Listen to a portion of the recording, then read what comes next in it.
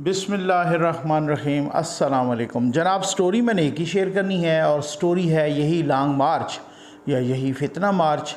इस स्टोरी के दो तीन हिस्से हैं। स्टोरी ये है कि पहले तो आपको ये बताऊंगा कि लॉन्ग मार्च मुकम्मल तौर पर फेल हो चुका है, मुकम्मल तौर पर फ्लॉप हो चुका है। इसमें कोई मैं किसी को चूना नहीं लगाता, मैं फैक्ट्स एंड फिगर की बुनियाद पर मैं बात करूंगा। साथ साथ ये आपको फुटेजेस भी साथ साथ चलती रहेंगी, इससे भी आपको अंदाज़ा हो जाएगा दूसरे हिस्से में किस तरीके से बदतमीज़ी की गई, किस तरीके से पुलिस पर हमले किए गए, किस तरह से यहाँ तक कि ये आप ख़ातून को भी देखेंगे वो किस तरह से पुलिस पर हमला आवर हो रही है, ठीक है।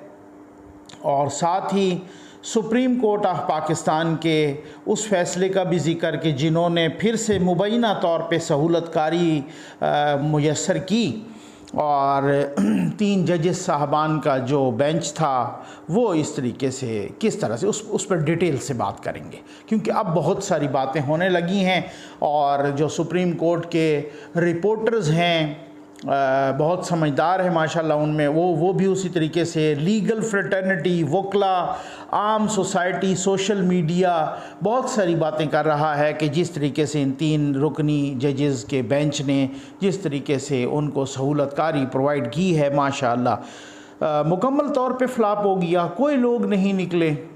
मैं हैरान हूँ, मेरी अपनी असेसमेंट गलत साबित हो गई है। और एक और भी मैं इसके साथ डिस्कस करूंगा। जस्टिस नासरा इकबाल साहबा की, जो कि अलामा इकबाल साहब की बहू हैं, जस्टिस जावेद इकबाल साहब की मिसेस हैं, उनका एक बड़ा ज़बरदस्त किस्म का आपको मैं क्लिप सुनवाऊंगा और उन्होंने जारी किया, उनको जारी क्यों करना पड़ा ये भी बताऊंगा। मेरी असेसमेंट यकीन कीजिए खैबर पख्तूनख्वा के हवाले से बिल्कुल गलत साबित हो गई।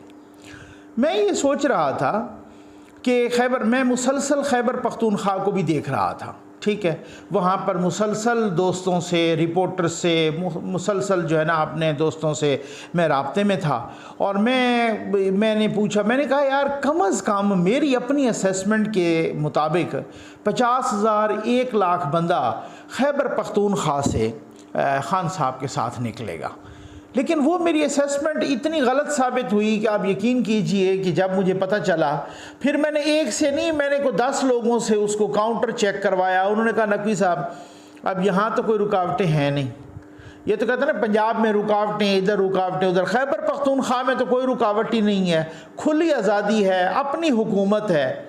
8 से 10 हज़ार बंदा जब सवाबी इंटरचेंज पे खान साहब पहुँचे, 8 से 10 हज़ार बंदा खान साहब के साथ था, ठीक है। ये किसी न्यूट्रल से भी आप पूछ लें, कोई बंदा वहाँ का न्यूट्रल है वो आपको बता सकता है, कोई सहाफ़ी हो वो आपको बता सकता है, ठीक है। ये एयरवाई के रिपोर्टर भी निजी महफिलों में उन्होंने भी कहा कि यार बंदे इतने ही थे कि हम खुद हैरान हैं कि खैबर पख्तूनख्वा से क्यों नहीं निकले, ठीक है ना। लोग वहाँ, मैं सोच रहा था वहाँ से तो लाखों निकलेंगे ना, हर किसी की नज़र भी उधर थी। चलो पंजाब में तो ये है कि भाई नून की हुकूमत थी, कोलिशन गवर्नमेंट थी, हमें पता था कि इन्होंने रुकावटें, लेकिन यार एक बात और है ना कि रुकावट तक तो आप आए ना।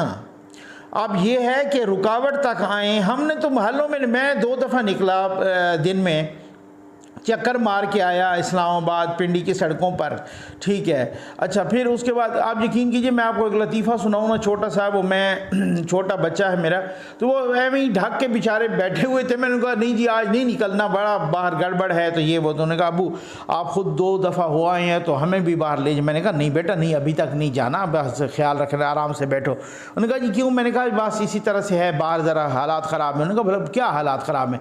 TV पे भी दिखा रहे हैं, आप ख़ुद भी देख रहे हैं, बंदा तो है कोई नहीं बाहर। तो कहने का मकसद ये है कि बिल्कुल वही सूरत हाल, बिल्कुल चिल माहौल। असद उमर साहब वहाँ बैठ गए, जनाब कुरैशी साहब वहाँ बैठ गए पेशावर में, बाकी लोग वहीं पे बैठ गए और यहाँ पर सूरत हाल ये थी कि बस अब मैं उसको आपको क्या बताऊँ। मैंने ये भी थंबनेल पे लिखा, आपने देखा कि कुरैशी साहब और असद उमर साहब के साथ भी तल्ख कलामी हुई कप्तान साहब की, ये क्या चक्कर है, ये सारा बताऊंगा। ये मैं वक्तन फ़वक्तन साथ इस वजह से चला रहा हूँ, आप फवाद चौधरी साहब का आप देख लें, बड़ा उन्होंने वो जम गफ़ीर निकाला। आप वो हमारे दोस्त हैं फवाद चौहान साहब, अपने सॉरी फ़याज़ुल हसन चौहान साहब, वो जनाब उनका देख लें, वो भी खैर से एवं ही मोटरसाइकिल पे सैर कर रहे हैं। इमरान इस्माइल साहब कराची में जो लोगों का समंदर लेके निकल रहे हैं, मोटरसाइकिल पे बैठ रहे हैं, आप उनको भी देख लें। मतलब कराची में मैं रहा हूँ, इससे तो 10 गुना रश वैसे ही गलियों में पड़ जाता है, ठीक है, आप उनको भी देख लें। आप ये भी देख लें कि वो किस तरह से यूथी आराम से जा रहे हैं और वो जनाब वो किस तरीके से गिरफ्तार हो रहे हैं और किस तरीके से इनकलाब को उतार के नीचे फेंक रहे हैं। वो मैंने म्यूट किया हुआ है, मेरे पास इसकी ओरिजिनल वीडियोज़ भी हैं। वो कह रही हैं वो पुलिस वो नीचे उन्होंने फेंका ना, जब पीटीआई के झंडे वाला वो जो बांधा हुआ था उसने सर पे, तो नीचे फेंका तो पुलिस वाला उसको कह रहा है कि बाहर इन्नी सी मोहब्बत सी, ठीक है ना। तो वो इनकलाब ही उन्हें थल्ले सुट देता पूरा। यानी कि मकसद कहने का ये है कि खुद कारकुनान पुलिस को कह रहे हैं। पुलिस ने कहा कि जी हमें एजाज चौधरी साहब ने खुद रिक्वेस्ट की जी मुझे गिरफ्तार कर लें। भाई बात ये है, बहुत सारे लोगों की हमसे खुद बात, उन्होंने कहा यार ये हुआ है झल्ला, एवं ही ये इसके तो दिमाग ख़राब है। अब क्या यार यहाँ पे बंदा डंडे खाए, मौसम भी ख़राब है, पैसे भी कोई नहीं हमारे पास तो, और दूसरी बात ये है कि ये फिर लोग निकलते नहीं हैं, ऐसे बयानियाँ, इसने हर किसी के साथ लड़ाई मोल ली हुई है, तो इस तरीके से। तो उन्होंने पुलिस वाले ने कहा भाई एजाज चौधरी साहब ने भी हमें खुद कहा है कि गिरफ्तार कर लो। अच्छा खैर, मैंने कहा शायद हो सकता है, ज़ाहिर है गवर्नमेंट का मौक़िफ़ ही देती होती है ना पुलिस। तारिक मतीन साहब हैं, इन्होंने एक ट्वीट की, ये पक्के माशाल्लाह हमारे दोस्त हैं, सहाफ़ी हैं, पक्के यूथिया हैं, इनकी सारी टाइमलाइन देख लें ट्विटर की। इन्होंने जब ट्वीट की ना, उसके बाद मैंने कहा जी बिल्कुल पक्की बात है, ये आप देख लें। वो कहते हैं तारिक मतीन साहब कि पीटीआई की लीडरशिप के लिए सबक, बाज़ लोगों ने पुलिस को खुद कहा है कि हमें गिरफ्तार कर लो। कम से कम 2 नामवर लीडर्स के बारे में ये बात एक सोर्स ने कन्फर्म की है, ठीक है। जब ये उनके अपने बंदे कह रहे हैं कि भाई पीटीआई के लीडरान कह रहे हैं पुलिस को कि हमें गिरफ्तार कर लो, भाई आप यकीन करें मेरी असेसमेंट थी कि पंजाब से हो सकता है 10-20 हज़ार 10,000 बंदा तो निकल आएगा, वहाँ तो 2,000 भी नहीं निकला। हालत तो ये थी। यहाँ पिंडी में देखता रहा, पिंडी से कोई नहीं निकला।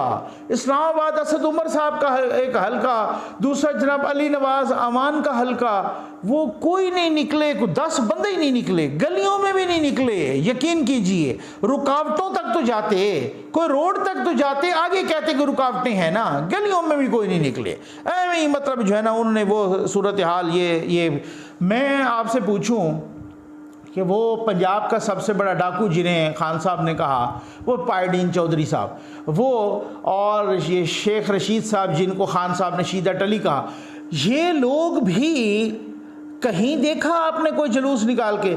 ये शेख रशीद साहब को देखें, वो उनका एक और भी आया है बयान के जी मेरा तो सारा घेरा कर लिया है और पता नहीं लाल हवेली इस वक्त पुलिस के कब्ज़े में है, और वो वैसे ही डर के उधर ही बैठ गए लाल हवेली पे माशाल्लाह। और उन्होंने कहा कि जी वो तो सारी कब्ज़े में है और मैं तो पता नहीं बड़ी रुकावटें फलांगता हुआ तो मैं यहाँ जो है ना। अब वो तलत हुसैन साहब ने मजाक भी किया, भाई ये कैसी रुकावटें फलांगी हैं कि अभी तक भी लाल हवेली में है, तो ये लाल हवेली के अंदर की रुकावटें मेरा ख्याल है इन्होंने अबूर की हैं। तो वो कह रहे हैं कि जनाब कि मुझे को शेख साहब ने, अब शेख साहब ने एक जलसा किया, वो गिने चुने लोग थे और उन्होंने ये रौनक की ये इंतहा है, ये आप देख रहे हैं कि शेख साहब ने जलसा किया और वो नारे लगा रहे थे। एक बुजुर्ग बंदा था, वो शायद उसके नारे उसको डिस्टर्ब कर रहे थे, और शेख साहब ने उठ के उसको जो है ना लंबा हाथ करके उस बुजुर्ग बेचारे को सफ़ेद रीश उसकी और सफ़ेद सर उसको दफा दे मारा, ठीक है ना।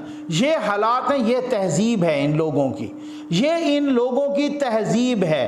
तहजीब की दूसरी मिसाल तो आप ये खुद देख लें, ये खातून हैं जिस तरीके से ये बदतमीज़ी कर रही हैं पुलिस वाले के साथ, आप यकीन करें सारे के सारे इस पुलिस वाले को खिराज तहसीन पेश कर रहे हैं और सारे के सारे कह रहे हैं कि यार तेरी जुर्रत को सलाम है, तेरी तरबियत को सलाम है, पुलिस वाले तेरे घराने को सलाम है कि जो इस तरह की बदतमीज़ तरीन यूथिया खातून को भी जो है ना आपने बर्दाश्त किया है।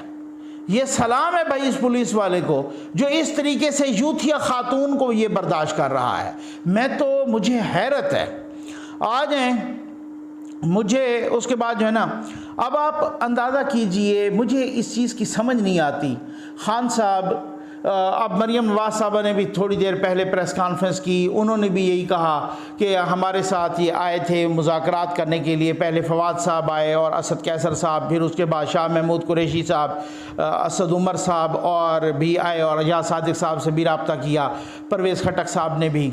मुझे पक्के बंदे ने बताया, मैंने पिछली वीडियो में आपको बताया था, मैंने ट्वीट भी किया था, मैंने कहा 2 MNAs के साथ खान साहब की तल्ख़ कलामी भी हुई है और उन्होंने भी आगे से खरी खरी सुनाई। फिर बाद में मुझे किसी सोर्स ने बताया कि नकवी साहब आपने बिल्कुल ठीक कहा था, ये तल्ख़ कलामी असद उमर साहब और कुरैशी साहब के साथ हुई है। उन्होंने खान साहब को आगे से ठीक करके खरी खरी सुनाई है। उन्होंने कहा है कि जनाब हमने आपको कहा था ना कि आप इस तरह से नहीं करें, हमने आपको कहा था कि आप ये बयानियाँ ना बनाएं, हमने आपको कहा था ये टाइम मुनासिब नहीं है, आप नहीं माने, आप मज़े करें, ठीक है ना। तो अब आप अंदाज़ा करें इस तरीके से कि उन्होंने जिस तरह से सुना। तो मरियम नवाज़ साहब ने कहा वो अब 10 बजे इनके मुज़ाकरात भी हैं। ये आप वीडियो जब देख रहे होंगे तो मुज़ाकरात हो चुके होंगे, शायद उसका कोई रिज़ल्ट भी निकल चुका होगा।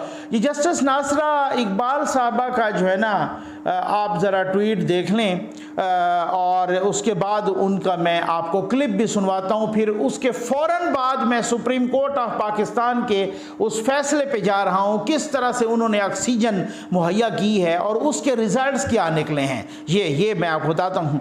एक यूथियों ने एक अकाउंट बनाया।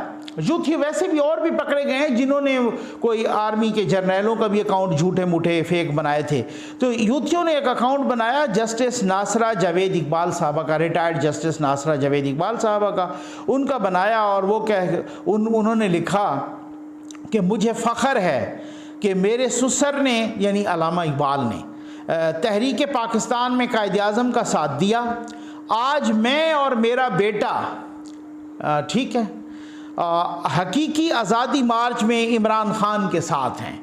अच्छा, ये ट्वीट उन्होंने रात कल उनके घर पे भी कोई रेड शेड हुआ, ज़ाहिर है उनका बेटा वो है साथ, तो इस वजह से वलीद इकबाल साहब, तो उसका जो है ना उन्होंने यहाँ पर परसों हुआ गालिबन रेड, तो कल ख्वाजा आसिफ साहब ने असम्बली से ख़िताब करते हुए कौमी असम्बली में माफ़ी भी मांगी उनसे कि जस्टिस नासरा जावेद इकबाल साहबा के घर पर को रेड हुई तो मैं माफ़ी मांगता हूँ। और उन्होंने कहा कि लगी लिपटी रखे बगैर माफ़ी मांगी। अच्छा, फिर उसके बाद ये ट्वीट आने लग गए, तो बड़े जनाब ये हुआ कि जी देखें उन्होंने हमारा साथ दिया है और वो निकल रही हैं और वो मार्च में आ रही हैं। ये मैं आपको सुनवा रहा हूँ जस्टिस रिटायर्ड नासरा जावेद साहबा का ये क्लिप, आप सुनिए और उसके बाद यूथियों पर अब मैं क्या कहूँ, लानत भेजिए, इस बेशर्मी पर लानत ज़रूर भेजिए कि वो क्या कह रही हैं, किस तरीके से उनका अकाउंट बनाया गया, क्या कि ये आप ज़रा सुन। मैं नासरा इकबाल यहाँ पे बयान नज़ी देना चाह रही हूँ कि ट्विटर और फेसबुक पे मुझसे मंसूब किया हुआ बयान जारी किया गया है जो बिल्कुल जाली, जिसमें ये कहा गया है कि मैं इस्लामाबाद जा रही हूँ अपने सब अहले खाना के साथ इस लॉन्ग मार्च में शामिल। मेरी किसी सियासी पार्टी से कोई ताल्लुक़ नहीं है और ना मैं इस्लामाबाद जा रही हूँ लॉन्ग मार्च में, ना मैं किसी को ये कह रही हूँ कि जी आप चलें। और अगर मुझसे ये मंसूब किया गया है बयान तो ये बिल्कुल जाली है। मैं साइबर क्राइम सेल को अभी रिपोर्ट करने लगी हूँ कि ये जाली चीज़ें मंसूब की जाती है, जिससे मर्ज़ी कुछ मंसूब हो। अगर आपके दिल में कोई बात है आप अपने नाम से कीजिएगा, ये तरीका बिल्कुल गैर मुनासिब है और इसको इस्तेमाल नहीं करना चाहिए। और मैं वाज़ेह करती हूँ कि मेरा फेसबुक अकाउंट भी नहीं है, ट्विटर अकाउंट भी नहीं है और मैंने कोई ऐसा बयान नहीं दिया। पाकिस्तान जिंदाबाद। ये जनाब आपने ख़ुद सुन लिया जस्टिस जावेद नासरा जावेद इकबाल साहबा को, ठीक है, वो क्या फरमा रही हैं। मेरा ख़्याल है इसके बाद अब मैं क्या कहूँ, कितनी बार कहूँ कि यूथियों को चिल्लू भर गटर के पानी में डूब के मर जाना चाहिए। ये वो 2 नंबरी है। अब मैंने आपको बताया ना कि भाई को दर्जन भर से ज़्यादा ख़वातीन ने कहा मेरा खामन निकल के जा रहा है इस्लामाबाद। असल में ये इन्होंने सारा तमाशा बनाया ही ट्विटर पे था, फेसबुक पे था, यूट्यूब पर, और वो टिकटॉक और पता नहीं क्या क्या कहाँ कहाँ सोशल मीडिया, जहाँ पे आप खोलें किसी अपने काम से कोई वेबसाइट खोलें, यूथियों ने उधर भी कोई ना कोई चीज़ लगाई हुई। 1 लाख हमारे टैक्स के पैसों से सारा सेल बनाया, वो पलते रहे हमारे टैक्स के पैसों से। वो डॉक्टर अरसलान खालिद साहब वो हमारे टैक्स के पैसों से 25-30 लाख रुपया माहाना तनख्वाह लेते रहे। उन्होंने अपना इमरान खान साहब का भी यूट्यूब का जो सरकारी पैसों से बनाया उसका नाम तब्दील करके तो खैर से वो भी साथ ले गए। तो ये हैं यूथिये सोशल मीडिया पर। बाकी इनका ग्राउंड में जो था वो आपने देख लिया, इनका कचूमर निकल गया। आज तो हालत ये है कि खुद नून लीग इतनी खुश है, राना सनाउल्लाह साहब कह रहे हैं कि जी इतना हमने इंतज़ाम क्यों किया, अगर भाई आपने आना ही नहीं था तो आपने हमें इतना क्यों जलील ख्वार किया, हमें क्यों इंतज़ामिया को इतना जो है ना मतलब तकलीफ़ दी, और ये सारा कुछ, और फिर नुकसान भी हो गया, पुलिस वाला भी शहीद हो गया। इनका अपना भी एक बच्चा वो जो है ना कंटेनर हटाते हुए पुल से गिरा और वो वहाँ पर भी वो जाँ बहक हो गया।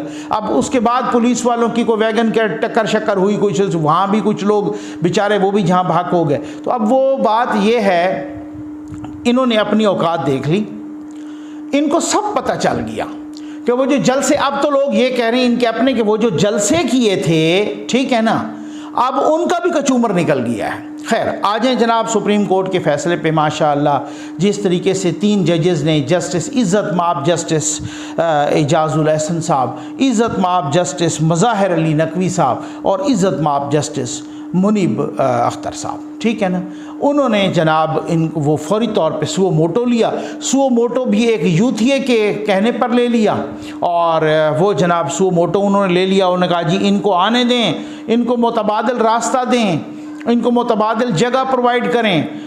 इस्लामाबाद हाई कोर्ट ने जस्टिस अत्तर मिनल्ला साहब ने कहा कि आप ये पहले वहाँ भी गए, ठीक हो गया ना, जस्टिस अत्तर मिनल्ला साहब ने कहा लिखवा के ले आओ कि जिस जगह पे बैठोगे वहाँ से मूव नहीं करोगे, आप पूरी कानून और आइन की वो पासदारी करोगे, अपना एहतजाज करके वापस जाओगे, ये वो सारा पूरा अमन रहोगे, ये उसे लिखवा के ले आओ। उनके वकील गए और उन्होंने कहा जी नहीं लिख के तो नहीं देते। उन्होंने कहा फिर इजाज़त भी कोई नहीं है, क्योंकि उसकी वजह यह है कि आप ये तो हमें ऐसा तो कर नहीं सकते कि जो पीटीआई चाहे कि उसी तरीके से वो दंदनाती रहे, ऐसा तो नहीं है। एहतजाज आपका राइट है, कानून और आइन के दायरे में कर लें, ठीक है ना, वहाँ हम हुकूमत को पाबंद कर देते हैं। उसके बाद वो सुप्रीम कोर्ट में माशाअल्लाह शुएब शाहीन साहब चले गए, उनके अपने यूथी हैं, ठीक हो गया ना, तो अब वो कानूनी यूथी हैं, तो वो खैर से उधर चले गए और वो जाके उन्होंने वहाँ पे वो नोटिस लिया।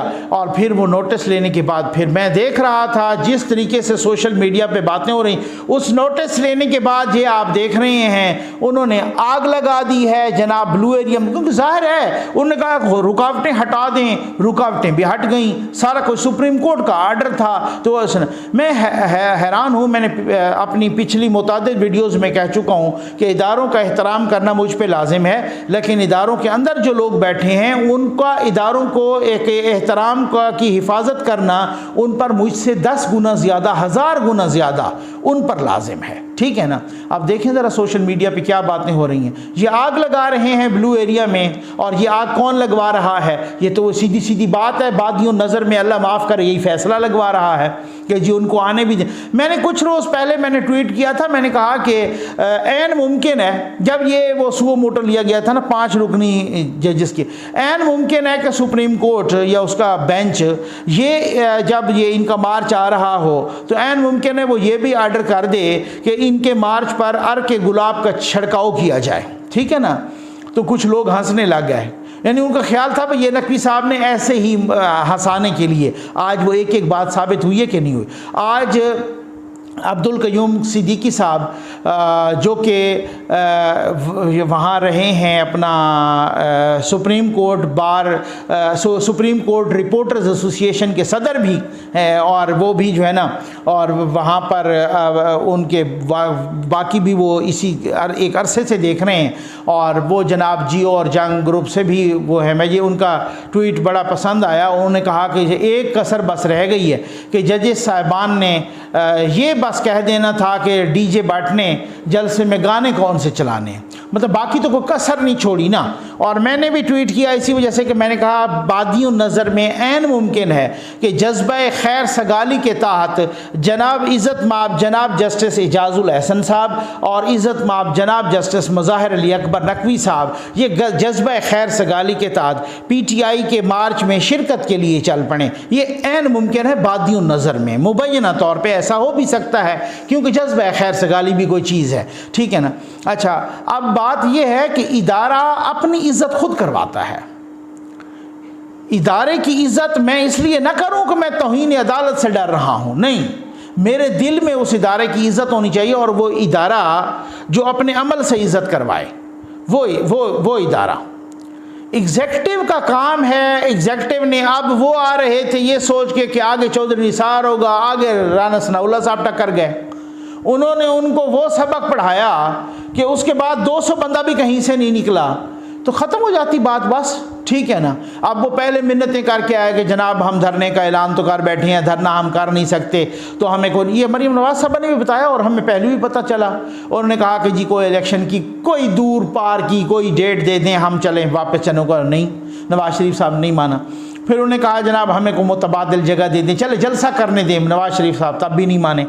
अब उसके बाद जनाब सुप्रीम कोर्ट का सुओ मोटो आ गया, माशाअल्लाह, ठीक है ना। वो सुओ मोटो से मुराद है उसी यूथे के पिटीशन पे, ठीक। अच्छा, फिर उसके बाद जनाब नोटिस आ गया, फैसला आ गया, तो जनाब उन्होंने कहा कि आप जो है ना पलकें बिछाएं उनकी राह में, ठीक है ना। मकसद कहने का ये था, अल्फाज थोड़े डिफरेंट हैं, ये अल्फाज मेरे अपने हैं, लेकिन उन्होंने ये मकसद ये है कि आप राना सनाउल्लाह साहब और जो मौजूदा हुकूमत है इमरान खान के मार्च की राह में पलकें बिछाएं।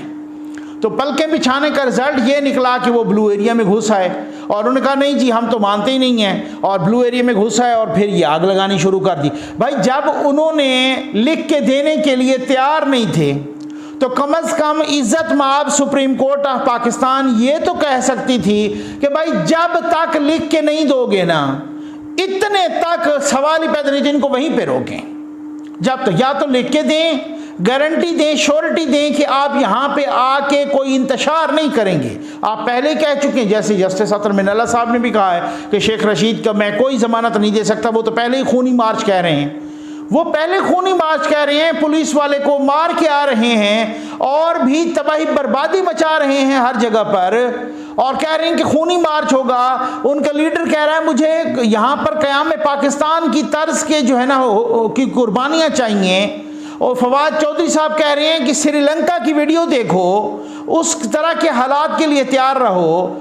उनकी हर इंतशार, फसाद, खूनी मार्च, खून, ये तमाशा, आग, हर जगह ये बिल्कुल रिकॉर्ड पे है। उसके बाद भी आपने हुक्म दे दिया माशाअल्लाह कि उनके आगे पलकें बिछाई जाएं। बंदे अब भी उनके पास कोई नहीं है, 5-10 हज़ार बंदे हैं, फिर उनके खिलाफ को कार्रवाई होगी तो फिर कोई नया बेंच उठ के खैर से माशाअल्लाह सुओ मोटो लेके फिर उनको कहेगा, तो फिर तो मैं इज्जत के साथ, मैं एहतराम के साथ, इंतहाई माजत के साथ कहूँगा कि अब मेरा बिलीफ, पहले तो मैं कहता था ना यार ये कैसे हो गया कि सुप्रीम कोर्ट ऑफ पाकिस्तान, मुल्क की सबसे बड़ी अदालत पे उन्होंने शलवारें लटकाई थी। मैं कहता हूँ बिल्कुल ठीक किया था। ये ऐसे हमारे इदारे इसी तरीके के डिज़र्व करते हैं कि उन्होंने इन पर शलवारें लटकाई। ये ऐसा हुक्म कि जब आप एग्जेक्टिव के काम में भी उनको भी न चलने दें, पार्लियामेंट को भी न चलने दें, इस तरीके से भी सूरत हाल वो गड़बड़ ना हो, ये जो सूरत हाल जो सारी वो हो रही है। अब उसके बाद आप देखें कि क्या होता है। अब मुज़ाकरात भी हैं, उसमें देखें वो क्या होता है। अगर इनको ना आने दिया जाता, यहाँ पे ये फेस सेविंग दी गई है जी, आओ लाडले को लाडला हैं आप और हम आपको फेस सेविंग देंगे। अब मुबैना तौर पे एक इल्ज़ाम, अब आप देखें ना, मैं इंतहाई माज़त के साथ कहूँगा कि जिन पर ख़ुद इल्ज़ाम है मुबैना तौर पे कि वो 2 बंदे जनरल बाजवा साहब के पास अदम एतमाद से पहले इस लाडले की सिफारिश लेके गए कि खुदा के लिए इसे बचा लें, उन्हीं पर इल्ज़ाम है मुबैना तौर पे। वही बेंच बना के बैठ गया और खैर से उन्होंने उनको रिलीफ दे दिया। तो फिर उसके बाद इदारे की इज़्ज़त और तकरीम मेरी जिम्मेदारी है या उनकी अपनी जिम्मेदारी है? सोशल मीडिया को आप देख तो लें क्या होता है। कोई कह रहे हैं उनका हुक्मनामा नजर आतिश हो गई है, कोई कह रहे हैं सुप्रीम कोर्ट ने आग लगवा दी है, कोई कह रहे हैं क्या है। तो अदालत उज़्मा की जो इज़्ज़त है, जो सुप्रीम कोर्ट की इज़्ज़त है, वो हम सब पर लाजिम है, ठीक है। इसलिए नहीं कि उनके पास हथियार है तौहीन अदालत वाला, नहीं, वो इंसाफ का इदारा है। इंसाफ, अदल खुदावंद करीम की भी सिफत है। तो इस तरीके से इंसाफ का इदारा है, वो इंसाफ का सबसे बड़ा इदारा है, तो हमें इज़्ज़त करनी चाहिए। लेकिन जब इंसाफ के इदारे इस तरीके से तराजू को झुकने देंगे मुबैना तौर पे, तो फिर ये तो होगा, फिर ये तो बातें होंगी। फिर कुछ लोग वो होंगे जो अल्फाज को नाप तोल के करेंगे, जो वाकिफ़कार होंगे, जो इस तरीके से, और बाकी कुछ होंगे जो गलत तरीके से वो गालियाँ भी दे रहे हैं, वो इस तरीके से वो गैर पार्लिमानी अल्फाज, अब्यूसिव लैंग्वेज भी इस्तेमाल कर रहे हैं। कौन ज़िम्मेदार है भाई? बहुत अफसोस होता है, यकीन कीजिए। उम्मीद है आपको वीडियो पसंद आई होगी। आपका बहुत बहुत शुक्रिया।